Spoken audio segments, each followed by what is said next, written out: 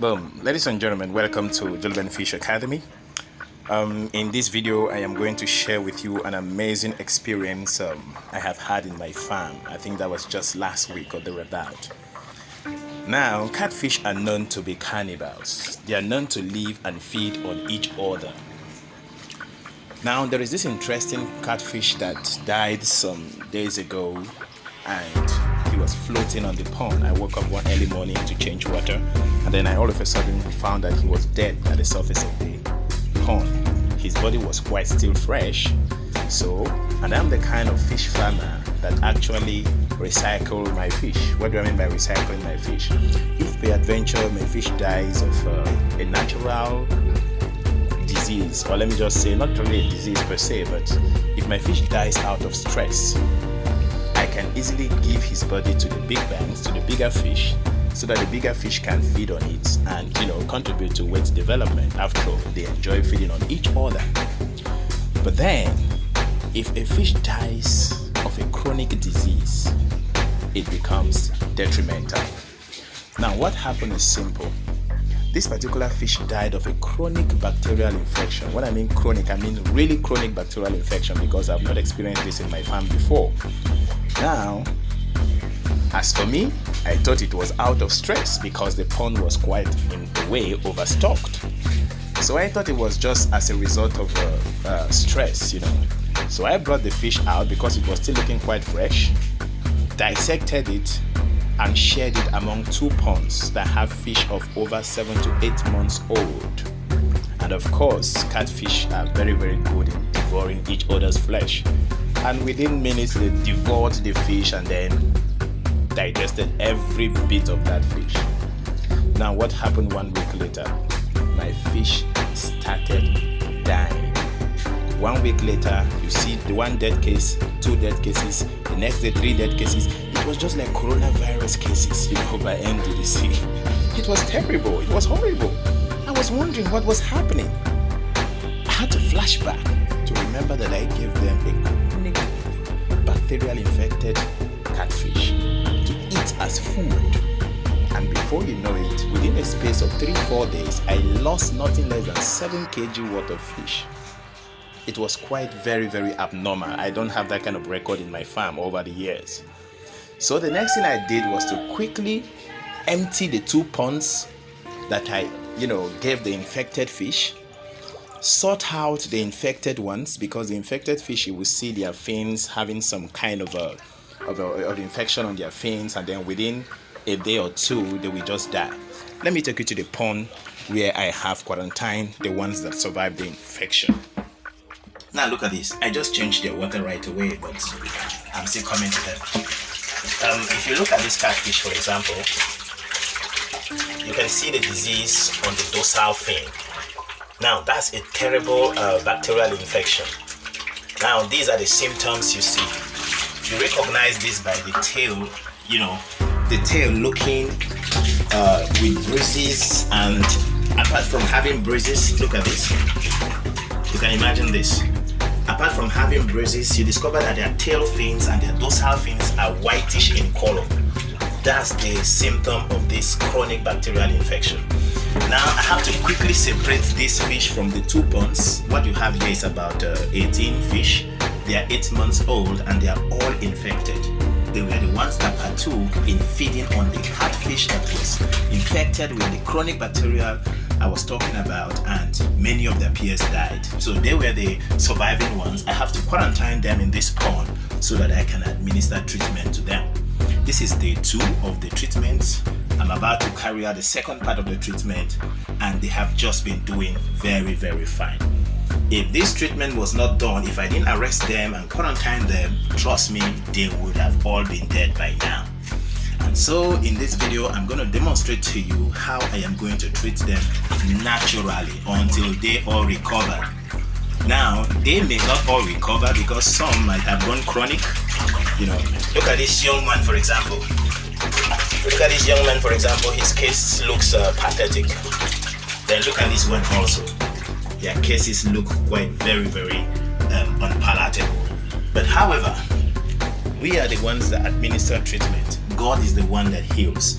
Let's watch and see what will happen as I combine two natural means of treatment to treating this catfish, which is number one, I'm going to use table salt, and then number two, I am also going to use bitter leaf. Now this is an FBC.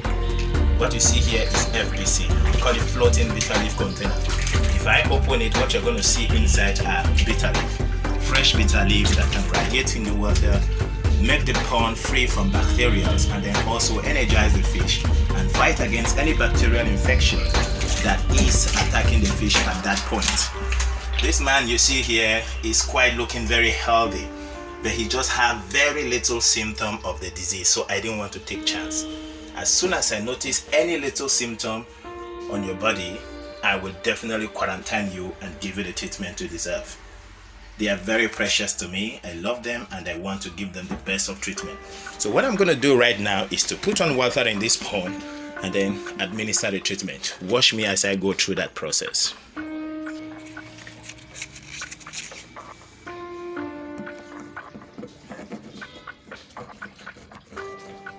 Come on, go in. What's the problem? All right.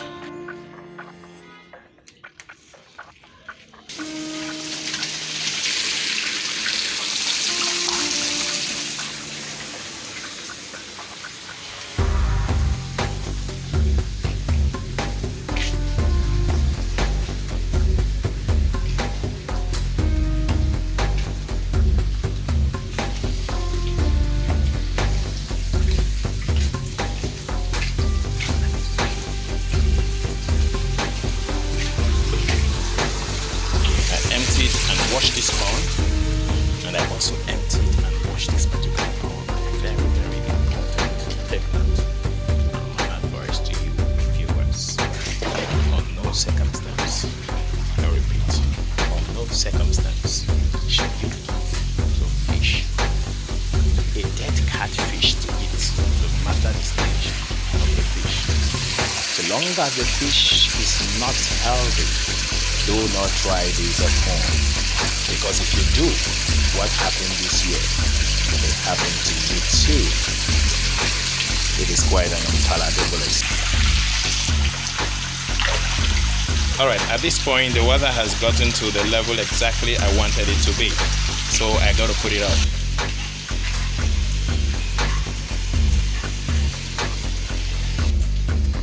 Now the water is ready for me to administer treatment on. Now I want to start with table salt. This FBC already contains bitter leaf, so this video is not going to have the content of the bitter leaf added to them and exposed. I have a video, separate video on FBC. You can check that and notice how I managed to load these particular containers and use them for treatment and pond sterilization. Now at this point I want to put the table salt. Now for each 5 liters of water, you're expected to use 1 teaspoon of table salt. 1 teaspoon, because some people wonder what quantity of salt should you administer, so that you can have an accurate result. Remember, salt is an instrument used in weakening and killing catfish. The same salt is the same instrument used in healing them. It all depends on the quantity you administer. If you administer in high quantity, they easily die. If you administer in the right calculated amount, you will end up having a beautiful case of healing. And that is what we are about to demonstrate here and now.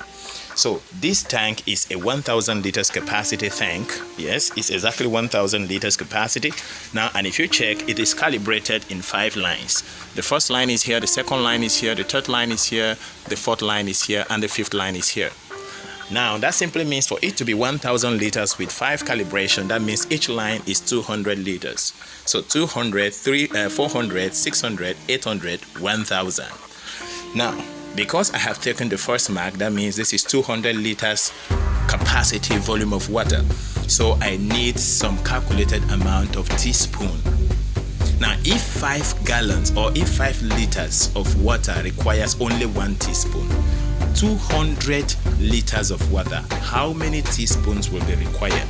If you do that calculation, you're going to discover that you all need to divide 200 by 5. And by the time you divide 200 by 5, you're going to get 40.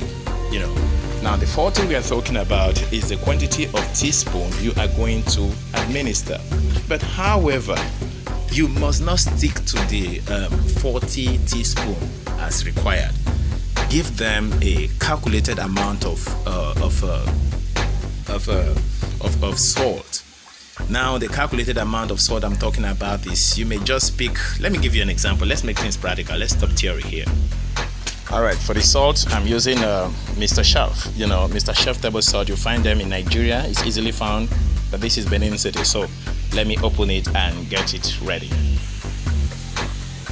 I'll first pour them in a separate container.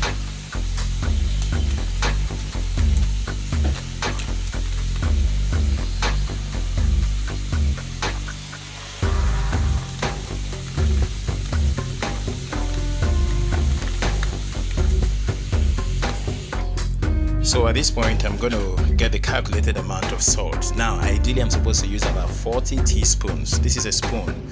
Now, a spoon like this contains 4.2 grams. Now, I'm expected to use 40, but I'm not going to use up to 40 for that pound. The reason is simple.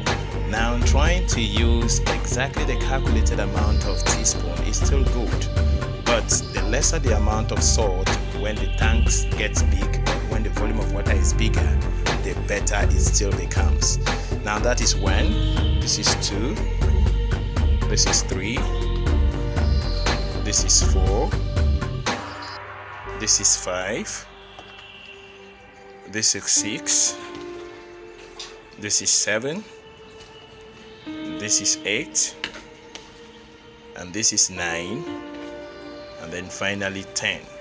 Yes, I've decided to use 10 teaspoons because I'm using 200 liters, and the fish we're talking about are quite gargantuan fish. You know, the 200 liters we're talking about does not mean that the entire volume of that water is 200. Remember, the fish have weight and they also occupy space. So the space they have occupied would have made it 200. So I'm taking 10 as my standard to mix, and I'm going to dissolve this with water and see what comes out of it. So you take it here, then open it. We have to dissolve to make sure the solid particles get exhausted. Alright, sorry, it was overflowing. Let me take it in a separate place. Here is okay. So now I'm going to stir and dissolve the salt content. Now this salt here is very, very concentrated. The concentration of the salt solution here is very high. Any fish you put here will not survive. But looking at the volume of the water you are using, it is very, very okay to enhance their healing and treating them properly. Now you have to stir and wait for the solid particles at the bottom. There's still some solid particles. By the time the solid particles are over, you can pour them into the tank. So at this point, the dissolution is complete. The water is purely white, so you can see little or no more solid particles available. So now I can take them to the pond and administer. Boom, now I'm at the pond. So what I'm going to do right now is simple. I'm going to pour this water content into the pond in a broadcast manner.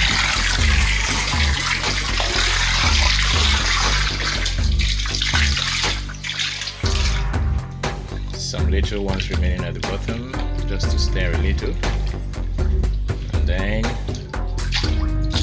rebroadcast. Now this water contains a solution of sodium chloride, which is table salt, and then some bitter leaves found in these FBCs you see here. Now the bitter leaves there also have a very, very important role to play. So at this point, I'm going to allow the fish in this solution for 2 days, and then I will change the water and repeat the process again. I'm going to do that until they are fully healed, and then I will take them to join members of the big tanks over there. Yes, that is the big tanks. Those are the bigger guys. Although if I catch anyone that is infected, I'm going to quarantine him and bring him here, because this is the right place he belongs, so that he can receive his treatment and get healed as soon as possible. Alright, ladies and gentlemen, this is Julien Fish Academy. Subscribe to our channels and get yourself updated each time we upload videos. And Trust me, the videos we're going to upload in no distant time will blow your mind. Take good care.